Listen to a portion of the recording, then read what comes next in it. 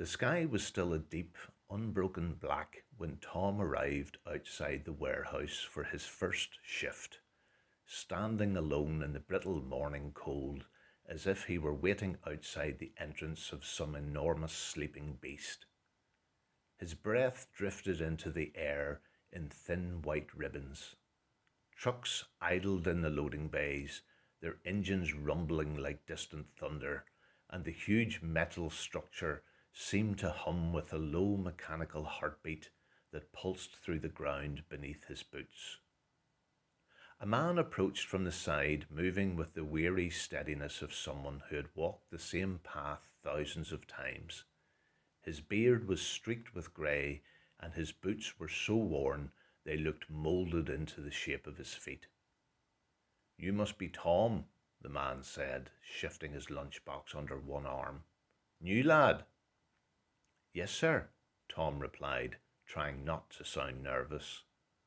"Robert," the man said. 45 years in this place. Last day for me." Tom blinked. 45 years. Nearly twice the length of Tom's entire life. As they walked toward the entrance, the warehouse loomed larger, swallowing the faint horizon, its walls stretching upward like slabs of ancient stone. Just before they reached the door, Robert paused, turned, and fixed Tom with a look that carried the weight of something unspoken. "So, son," he said quietly, "how much are you going to pay the company?" Tom laughed, the sound bouncing awkwardly off the concrete walls. Robert didn't laugh. He only nodded, a small and solemn tilt of the head. "We'll see," he said. That was the only real conversation they ever had. At the end of the shift, Robert signed his final sheet, handed in his badge, and walked away into the evening gloom, disappearing as quietly as dust settling. Tom never saw him again. The work was simple, but it was relentless, like a wave that never stopped rising and never stopped crashing. Boxes came, boxes went, forklifts beeped non-stop, the conveyor belts rattled with a rhythm that sank into Tom's skull. He carried his fatigue like a new weight he was still getting used to. Even so, he pushed through, telling himself this was what adults did. They worked hard, they endured, they kept going even when everything in them wanted rest. Sometimes when the break room was quiet and the machines thumped distantly like a giant metallic heartbeat, Tom heard Robert's question echo in his mind. "How much are you going to pay the company?" He shook it off. Robert had just been an old man with strange ideas. The warehouse slowly knitted itself into the structure of Tom's life, every shift stitching another thread.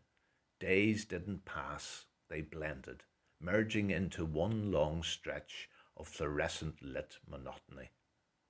He missed his friends' messages, missed weekend outings, missed dinners at home because he fell asleep the moment he sat down.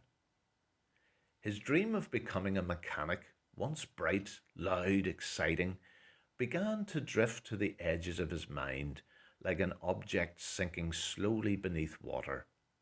He didn't mean to stop thinking about it, but exhaustion has a way of erasing ambition gently, almost politely, until all that remains is what must be done today. Robert's question resurfaced more often now, no longer an oddity, but a faint warning. How much are you going to pay the company? By the time Tom settled into his third year, he could navigate the warehouse with his eyes closed.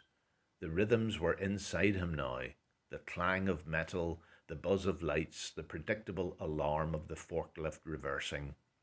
The noise became a strange kind of silence. His back began to ache each morning before he even left bed, a dull reminder that the warehouse kept its own ledger and that every hour of labour was being recorded somewhere, even if not on paper. Dreams? He rarely thought of them now. They were luxuries, like holidays or long mornings spent doing nothing. Instead, he thought of paydays and overtime hours and life assurance.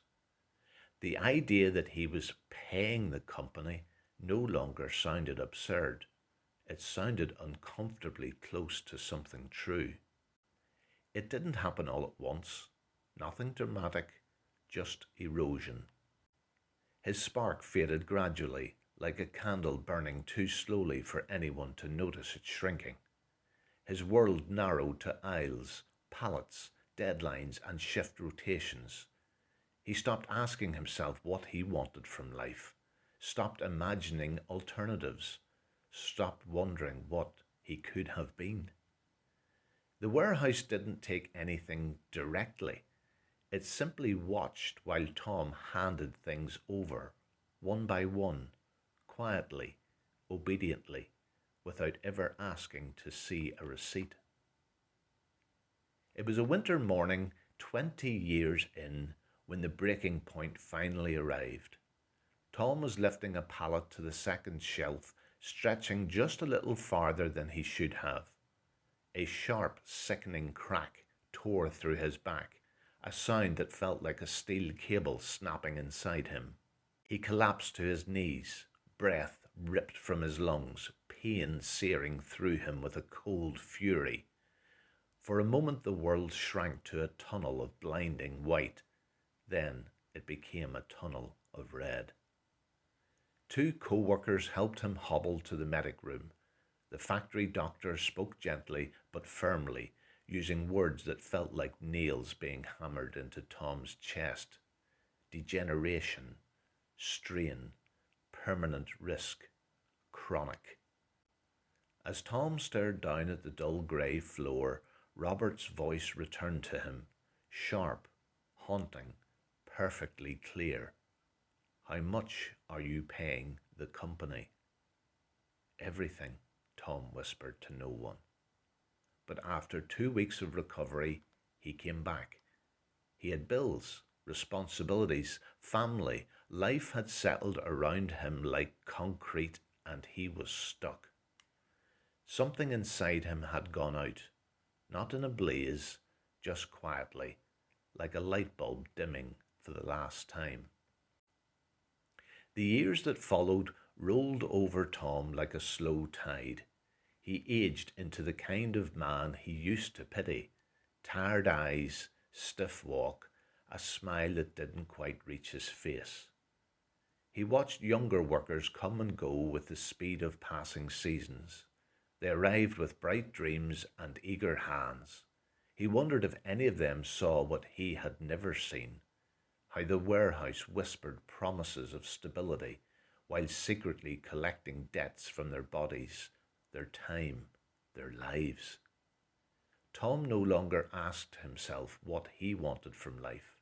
The answer had stopped mattering. The warehouse had become not just his workplace, but the structure around which his days, and eventually his entire identity, were built. He didn't leave. He didn't try to. He simply stayed. 45 years after his first day, Tom stood once again outside the warehouse before dawn.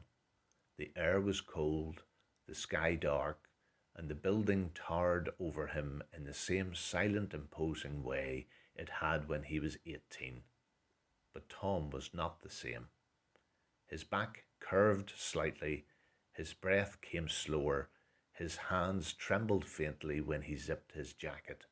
He felt heavy, not just with age, but with the quiet weight of a life spent in long fluorescent corridors. A young woman approached him, boots squeaking on the wet ground. "Morning," she said with nervous excitement. "First day. I'm Amy." Tom offered her a small, tired smile. "I'm Tom. Last day." "Wow, really? How long have you been here?" Tom looked at the warehouse. "Long enough," he said.